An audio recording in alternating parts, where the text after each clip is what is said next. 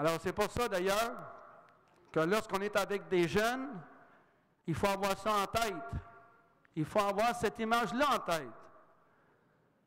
À gauche, vous avez l'égalité, les trois à un banc, puis là, tu as un petit qui ne voit pas le match de baseball, il regarde la planche. Bien, écoute, c'est égal, tout le monde a un banc. Fait que toi, regarde la planche. C'est à toi d'en être grand. Puis à droite, il y a la justice. Hey, le grand, rends-moi service. Donne ton banc au plus petit. Il y en a de besoin. Parce que la justice et les trois regardent le match de baseball.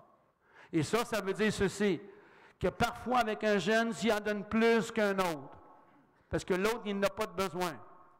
Puis là, il y a une phrase qui m'arrive partout dans la province. Oui, mais M. Lebillard, les autres, qu'est-ce qu'ils vont dire? Ils vont dire c'est pas juste. Bien, t'expliques dans la vie, t'expliques. Qu'est-ce que tu leur dis? Hey, c'est pas pareil pour tout le monde ici. Il y en a qui ont des lunettes, il y en a qui n'en ont pas. Mais c'est juste pour tout le monde ici. Parce que juste moi ici, de mon autorité, qui sait ce qui est juste pour chacun d'entre vous, selon vos besoins. Et c'est comme ça que je fonctionne. Puis je n'ai pas de problème. Mais ça, c'est une image importante quand on veut travailler avec des gens. Ça veut dire que parfois, il faut que tu prennes ta collation avec eux. Que parfois, il faut que tu t'assoies et que tu jases avec eux. Que tu leur donnes du temps dédié. Que tu leur donnes du temps dédié. Parce que le jeune, il est dans son labyrinthe. Il est dans son labyrinthe. Tes enfants, tes jeunes ont tous leur labyrinthe de vie. Mes petits-enfants sont tous dans leur labyrinthe. Qu'est-ce qui est important d'être dans un labyrinthe? C'est d'avoir des adultes avec moi pour parcourir ce labyrinthe-là, pas être tout seul. Puis cette école d'adultes, c'est pas une chance. Pas du tout. C'est une continuité de gens qui sont capables d'apprendre. Je suis tanné d'entendre dire la deuxième chance, la troisième chance. Fuck you.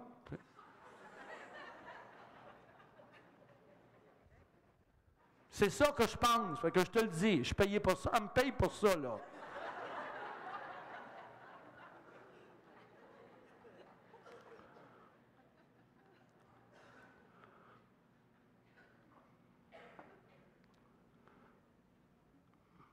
Je vais te mettre une vidéo. C'est durant la vidéo que tu peux faire une sieste.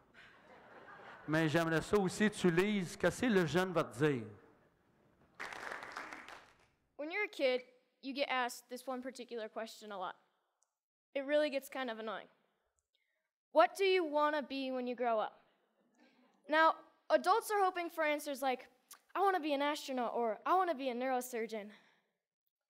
You adults and your imaginations. Kids, they're most likely to answer with pro skateboarder, surfer, or Minecraft player. I asked my little brother, and he said, seriously, dude, I'm 10. I have no idea. Probably a pro skier. Let's go get some ice cream. See, us kids are going to answer with something we're stoked on, what we think is cool, what we have experience with. And that's typically the opposite of what adults want to hear. But if you ask a little kid, sometimes you'll get the best answer. Something so simple, so obvious, and really profound. When I grow up, I want to be happy. Quand je vais être grand, je vais être heureux. For me, when I grow up, I want to continue to be happy, like I am now.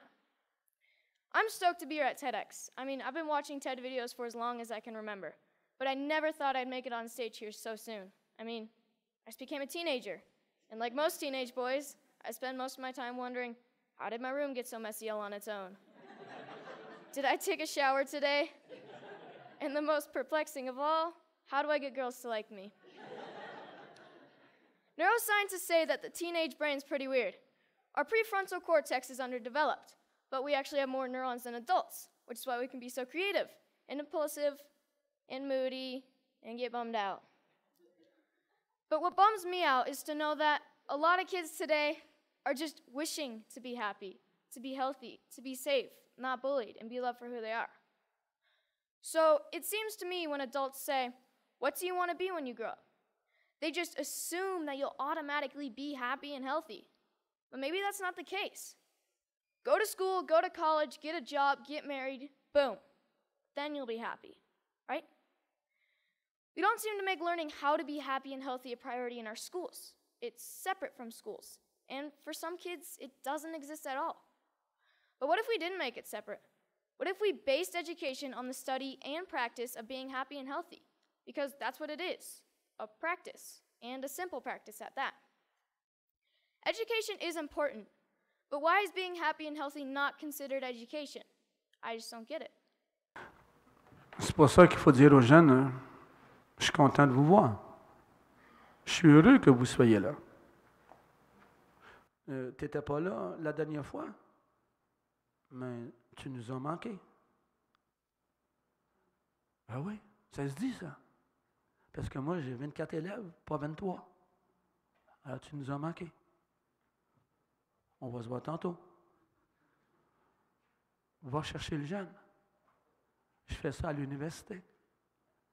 Puis quand il rentre dans mon local, je tapote, puis je lui dis bonjour. Puis je fais des high five, des fois des low five quand ça va moins bien, ou des back five, ou des front five. Mais c'est des five. Puis c'est tous des adultes. Puis j'ai enseigné au secteur professionnel à l'université, puis je leur donnais un cours sur l'intervention et l'apprentissage, puis je faisais la même chose avec eux. Puis j'avais des confidences. Monsieur Robiaud, si vous saviez, quand j'étais enfant, je voulais être un prof, mais ça a mal tourné, puis mes parents, puis ci, puis ça, ils ont toutes des histoires. Puis là, ils se retrouvent enseignants en camionnage, en électricien. Puis quand ils me disent ça, mais ça pleure. Et quand on parlait de rêve tantôt, il y avait ce rêve-là. Des gens qui les ont aidés, puis ils sont devenus des enseignants. Puis ensuite, là, il faut qu'ils apprennent. Il faut qu'ils apprennent à se rendre vulnérables un peu. Il faut qu'ils apprennent à ne pas avoir peur du jeune.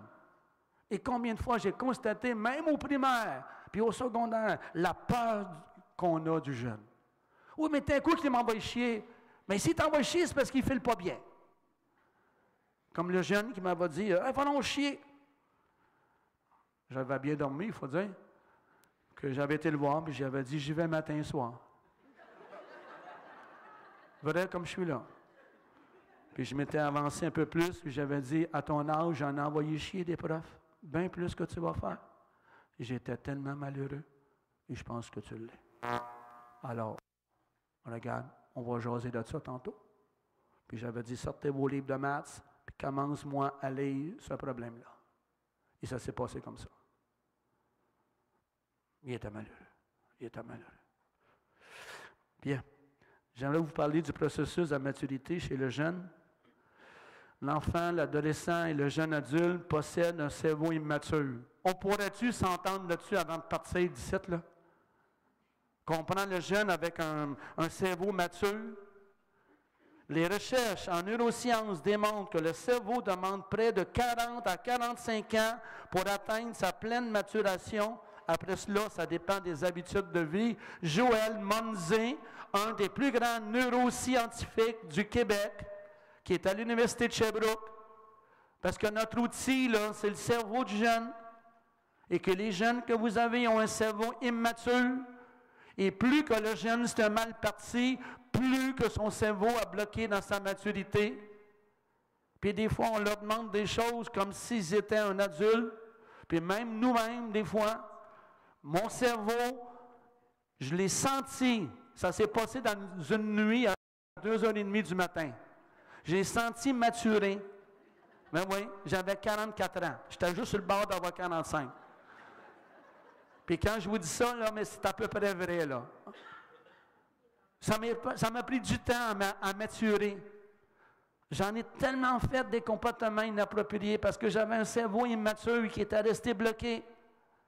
Et l'école des adultes, c'est ça. C'est d'aider à débloquer la maturité du cerveau. Ce sont des jeunes non pas en trouble de comportement puis en trouble de conduite comme on nous dit au secondaire, souvent pour s'en débarrasser. C'est des jeunes bloqués dans leur maturité. C'est des blocages de maturité. C'est ça une approche positive, c'est d'avoir des bons mots. Des mots qui n'accusent pas le jeune. Parce que si tu avais son histoire, tu seras peut-être bien plus bloqué. Laisse-moi te dire. Parce que ça, j'ai connu ça, le blocage de maturité. Et que ton cerveau entre 40 et 45 ans, puis ils ont le privilège d'être dans un passage entre 16 ans et peut-être 25, 30, 35, je ne connais pas l'âge, d'être avec des adultes pour débloquer le cerveau, puis bien l'utiliser par après. Puis la partie la plus importante, c'est le lobe frontal. Tu vois, le mien est assez dégarni, là, ici, là. C'est cette partie la plus importante. Puis cette partie-là, pour se développer, elle ne peut pas se développer sans une approche positive et optimiste. Ça ne veut pas dire que le jeune fait ce qu'il veut avec moi. Never. Ça veut dire jamais. Pas du tout. Parce que je crois beaucoup à la fermeté. Mais pas de fermeté sans la bienveillance. Parce que si la bienveillance n'est pas là, c'est de la rigidité. Mais quand elle est là, la bienveillance, avec l'empathie, ah ben là, le jeune étant bien encadré. Et ça, c'est à pratiquer, comme d'ailleurs fait très bien notre grand docteur Julien, pour lequel je suis un fan. Je travaille pour lui à Cowansville, dans un centre de pédiatrie sociale. C'est une merveille à voir aller. Parce que lui, il reçoit des enfants là, maganés, là, abusés physiquement, psychologiquement, sexuellement. Puis il n'est pas en dépresse. Pourquoi? Justement parce qu'il travaille avec empathie, bienveillance et fermeté.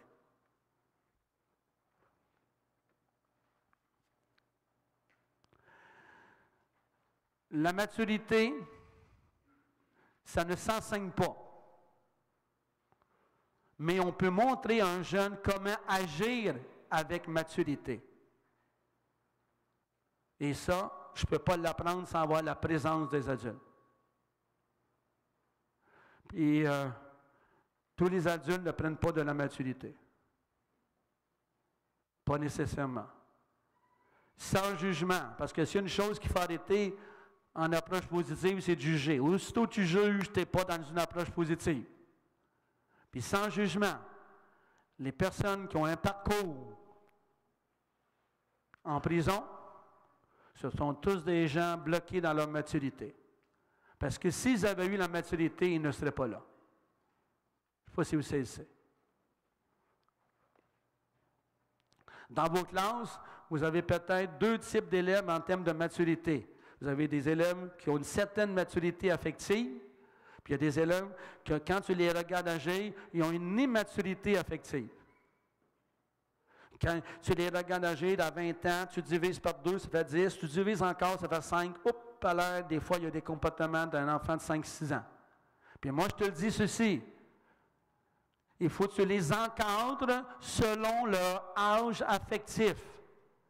Il y a l'âge chronologique, puis il y a l'âge affectif. Puis il faut que tu les encadres selon l'âge affectif, évidemment, avec bienveillance, empathie et fermeté.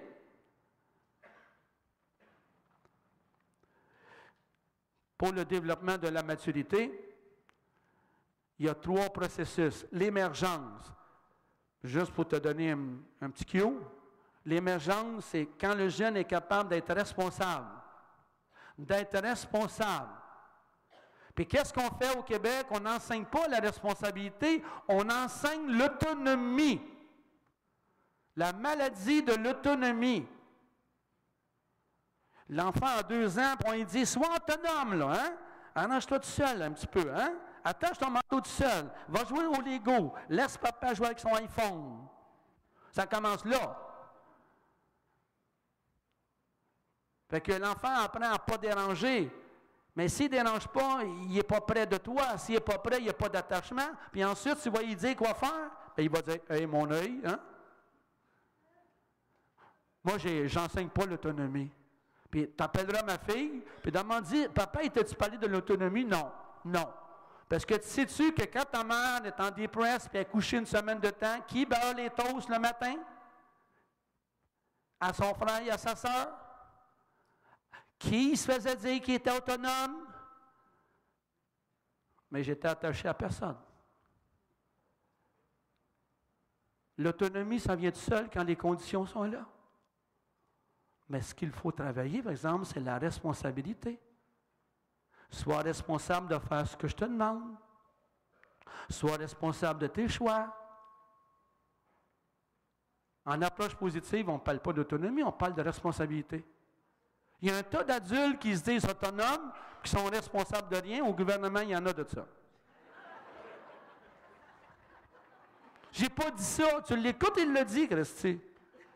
Ils sont moins responsables. Je dis oui, je l'ai dit, puis j'ai perdu pédale. Moi, tu vas avoir mon admiration.